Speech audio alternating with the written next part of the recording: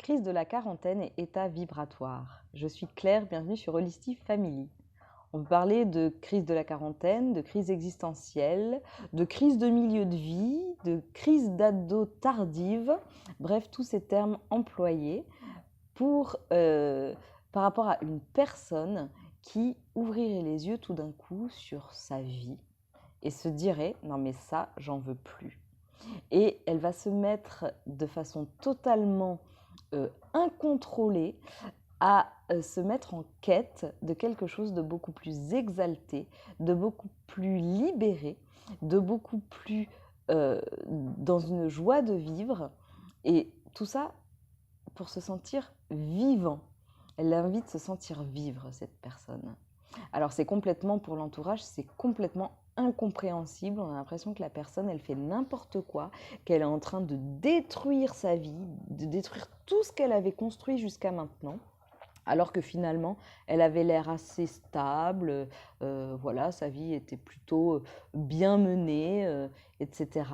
Mais en fait, cette vie, elle correspondait juste à un moule qui correspondait à des attentes qui avaient été définies par tout un tas de croyances impulsées par la société, par la famille, par les amis, par le travail, par tout ça.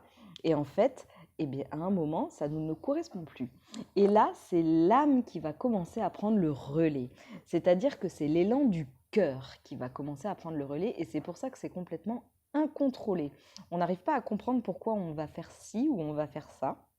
Ou alors on va faire tel choix, ou on va être poussé à faire telle expérience. Mais en tout cas, on va le faire parce que c'est comme ça et parce que ça ne se discute pas. Et c'est à ce moment-là qu'on va commencer à ne plus avoir peur du regard des autres et du coup à rejeter toutes ces situations, toutes ces relations qui ne nous correspondaient pas avant. Tout ça, ça répond à une mécanique vibratoire. À partir du moment où l'âme va commencer à prendre le relais sur le petit personnage dans lequel on s'était enfermé, la vibration va commencer à agir. Et là où une personne qui vivrait cette crise existentielle peut dire qu'elle se sent perdue, eh bien, elle va se mettre à chercher.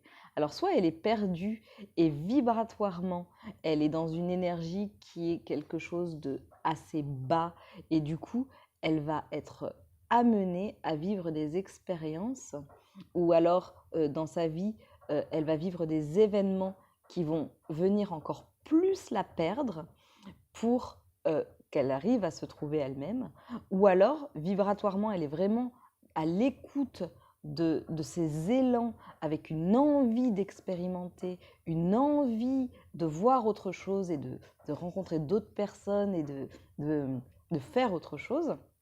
Et vibratoirement, elle va commencer à attirer des nouvelles personnes, des nouvelles situations qui vont venir lui faire expérimenter ce qu'elle a vraiment au fond du cœur, ce qu'elle a vraiment envie d'être et envie de faire.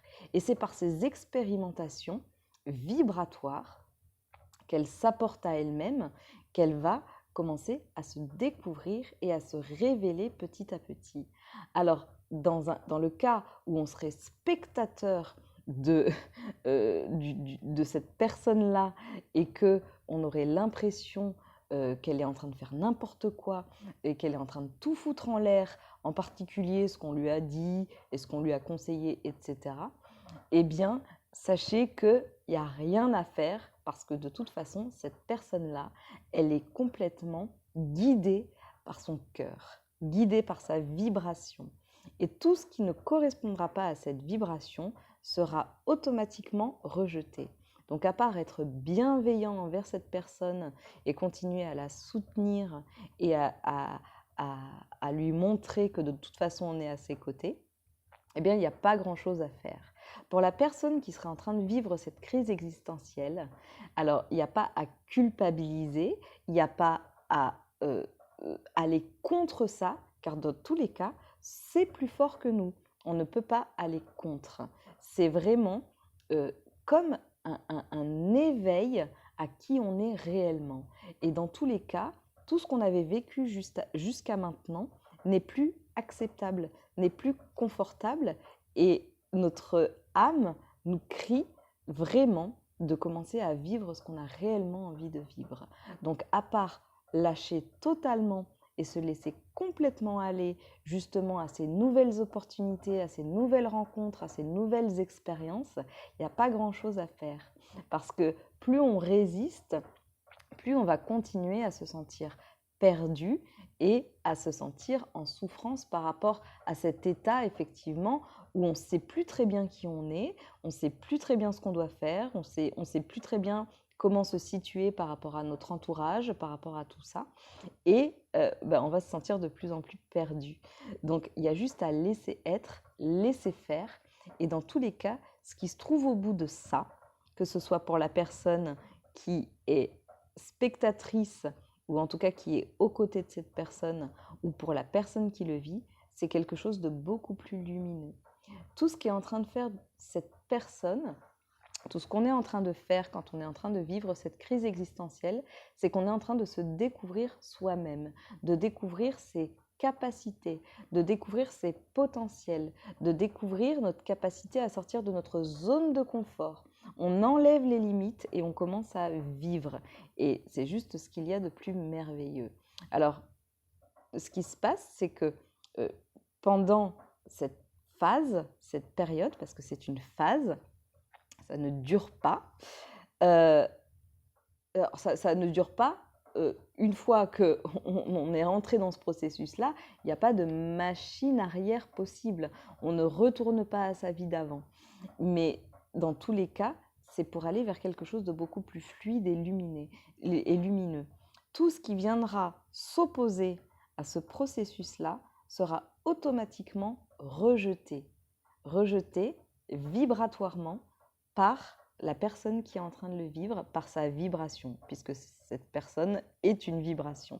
Donc tout ce qui ne correspondra pas vibratoirement sera automatiquement rejeté. Alors, ça peut faire peur à l'entourage, ça peut faire peur à la personne qui ne se reconnaît plus, l'entourage ne reconnaît plus la personne non plus, mais c'est toujours la même personne, c'est toujours ce qu'il y a au fond de son cœur, c'est toujours la même chose. C'est juste que jusqu'à maintenant, elle s'est empêchée, de par son petit personnage, de vivre tout ça. Mais au fond, c'est toujours la personne que vous avez connue. Et moins on rentre en résistance avec le processus, plus on le laisse être et de façon totalement naturelle, la personne va trouver sa place, trouver sa joie de vivre, va vraiment se révéler à elle-même. C'est quelque chose vraiment, on en parle beaucoup dans notre société parce qu'il y a beaucoup, enfin dans notre société, dans notre monde actuel, parce qu'il y a beaucoup de personnes qui viennent à être chamboulées puisque la vibration est très forte depuis un certain temps maintenant et qu'il y a beaucoup de personnes qui sont poussées à se révéler. C'est très inconfortable, mais c'est une phase et c'est une phase qui est très belle et très magnifique. Très belle et très magnifique, et il y a juste à laisser faire.